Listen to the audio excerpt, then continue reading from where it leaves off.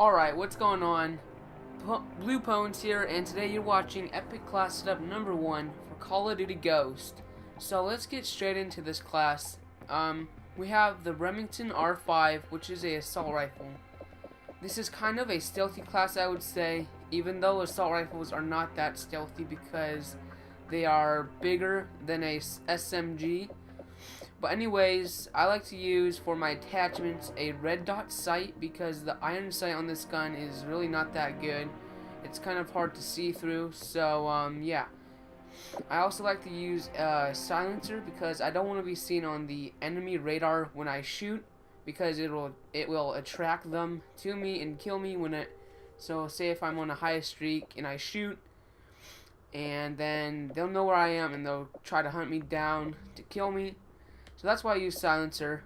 And then for a secondary, I don't use one because I don't really switch to a secondary that much in this game unless I'm sniping. And then lethals, I always have these on, but I never seem to use them, so I don't put it on. Same with tactical. And then perks, this is where it really matters. So in the speed category, I use marathon. It's recommended, but I mean you could use either sleight of hand or ready up. But I use marathon because I like to be able to run a lot.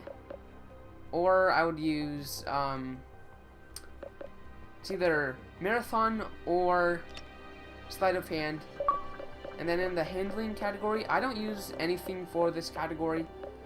But in the stealth, I use dead silence because in this game, you're really easy to be heard when walking around by the enemies because I don't know why, but your footsteps are so loud in this game. So dead silence is also really recommended in a class.